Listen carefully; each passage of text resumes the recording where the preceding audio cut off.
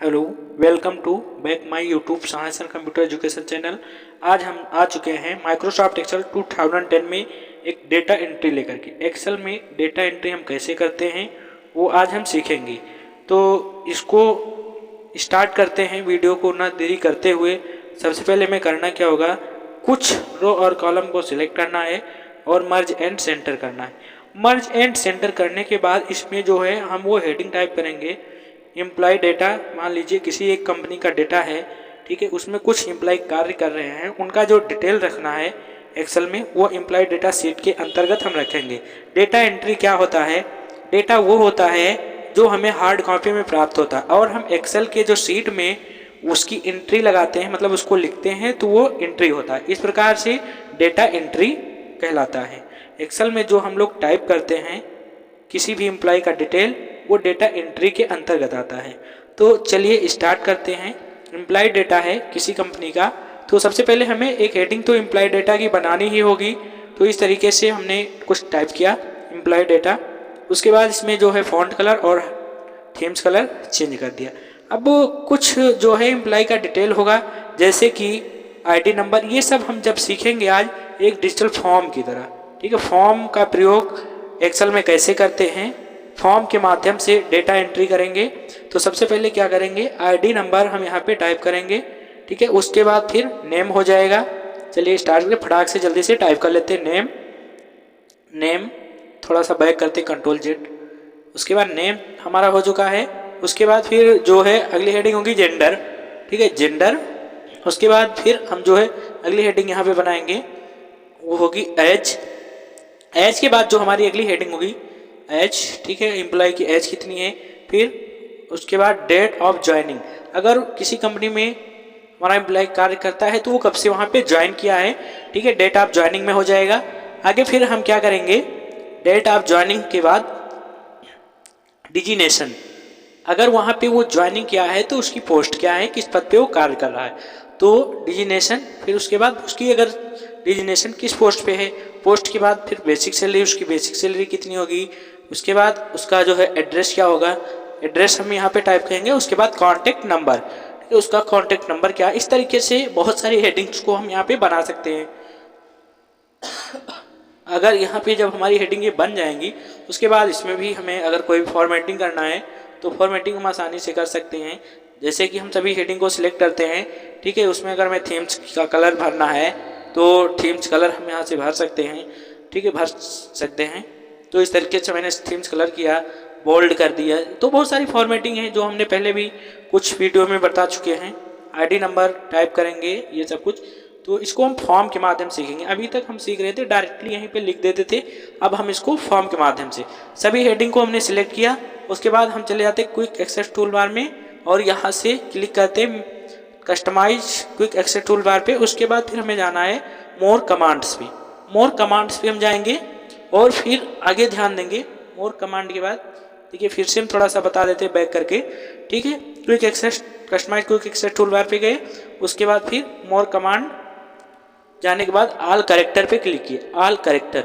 उसके बाद फिर हम एफ फॉर्म ABCD करके एफ तक चले जाते हैं ट्रैक करते हुए जल्दी से, और हम यहाँ से फॉर्म को ढूंढते हैं, फॉर्म, ठीक है, फॉर्म को ढूंढ लेते हैं और उसको करते हैं ऐड, ठीक है, ऐड करेंगे। ऐड कर दिया इस तरीके से। उसके बाद हम क्या करेंगे, ठीक है, ओके करेंगे। तो इस तरीके से ओके किया तो हमारा जो फॉर्म तो आ चुका क्विक एक्सेस टूल बार में। अब चलिए स्टार्ट करते हैं फॉर्म के थ्रू कार्य करना। तो सबसे पहले यहाँ पे हम कुछ बॉर्डर को लगा लेते हैं, ठीक है, फॉर्म फिल करने से पहले बॉर्डर को लगा लेते हैं। तो यहाँ से कुछ कॉलम जो हम सिलेक्ट करते हैं, होम टैब में जाते हैं। होम टैब में जाने के बाद हम बॉर्डर ऑप्शन का प्रयोग करेंगे, बॉर्डर ऑप्शंस, ऑल बॉर्डर। तो अब आगे हम क्या करेंगे, जितनी हमारी मेन हेडिंग्स हैं उनको हम सिलेक्ट करेंगे और फिर फॉर्म ऑप्शन पर क्लिक करेंगे। जैसे ही हम फॉर्म ऑप्शन पे क्लिक करते हैं उसके बाद परमिशन हमसे मांगेगा, उसको यस करते हैं। अब देखिए हमारे पास फॉर्म की लिस्ट खुल गई।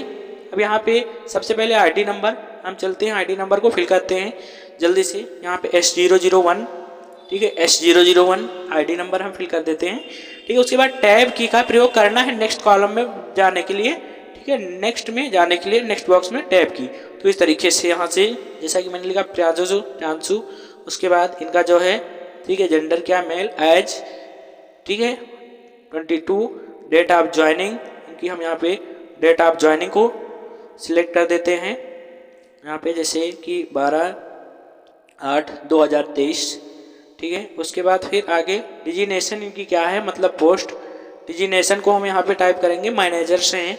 उसके बाद जो है इनका जो है बेसिक सैलरी कितनी होगी, वो बेसिक सैलरी यहाँ पे 35,000, ठीक है। उसके बाद एड्रेस इनका क्या है, ठीक है, सुबह, ठीक है, सुबह टाइप कर देते हैं।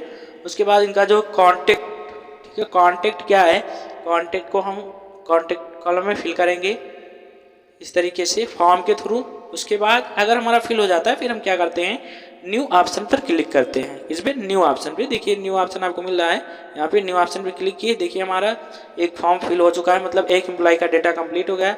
इस तरीके से दूसरा हम यहाँ पे जल्दी से S002, ठीक है, नेम यहाँ से संदीप, नेम टाइप किया संदीप। उसके बाद फिर इनका जो है जेंडर मेल है, एज इनकी क्या है यहाँ पे, ठीक है, 19। उसके बाद डेट ऑफ ज्वाइनिंग, इन्होंने कंपनी में कब ज्वाइन किया है, डेट ऑफ ज्वाइनिंग में हम इसको डालेंगे। तो डेट ऑफ ज्वाइनिंग में यहाँ से हम डाल देते हैं, जल्दी से फिल कर देते हैं। इनका जो है डिजिनेशन, मतलब पोस्ट क्या है इनकी, ठीक है, सुपरवाइजर्स हैं ये, तो यहाँ पे सुपरवाइजर्स टाइप कर देते हैं। उसके बाद फिर इनकी बेसिक सैलरी कितनी है, बेसिक सैलरी को हम यहाँ पे लिखते हैं, ठीक है, बेसिक सैलरी 40,000। उसके बाद एड्रेस इनका क्या होगा, जैसे गिरावान के हैं, ठीक है, तो यहाँ पे गिरावान हम टाइप कर देते हैं। अगले कॉलम में बढ़ने के लिए टैब की का बार बार बता रहे हैं प्रयोग होगा, ठीक है, गिरावान टाइप करते हैं। तो यहाँ पे जल्दी से, ठीक है, एड्रेस है हमारा गिरावान, ठीक है, इनका जो संदीप का एड्रेस है वो गिरावान के रहने वाले हैं। उसके बाद कॉन्टेक्ट नंबर, ठीक है, यहाँ से कॉन्टेक्ट नंबर इनका फिल कर देते हैं कुछ इस तरीके से, जैसा कि आप देख पा रहे हैं। अगर ये हमारे पूरे हो चुके हैं, ठीक है, जितने हमने हेडिंग्स बनाई थी।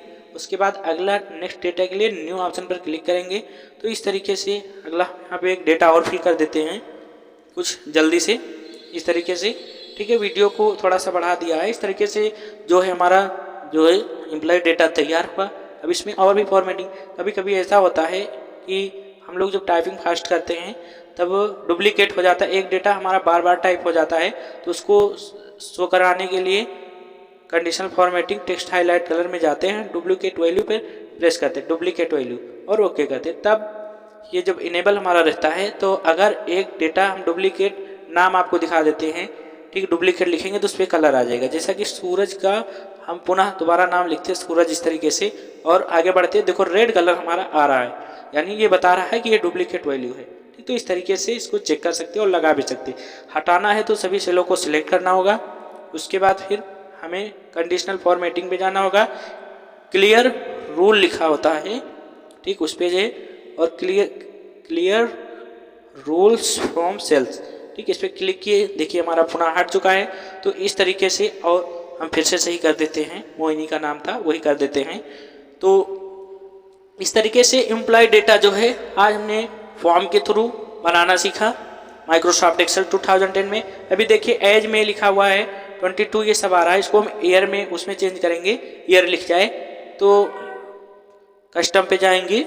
उसके बाद यहाँ से जनरल को हटाएंगे, एज लगाएंगे, स्पेस देंगे, डबल इंटरेट कामा लगाएंगे, ईयर टाइप करेंगे। ईयर को हम यहाँ पे जल्दी से टाइप कर देते हैं, उसके बाद डबल इंटरेट कामा और ओके, ठीक है। तो देखिए 22 ईयर आ गया, ठीक है, इस तरीके से 20 ईयर आ गया, ठीक है। तो ये सब फॉर्मेटिंग बहुत सारी हैं माइक्रोसॉफ्ट एक्सेल में, जिन्हें आप आसानी से कर सकते हैं।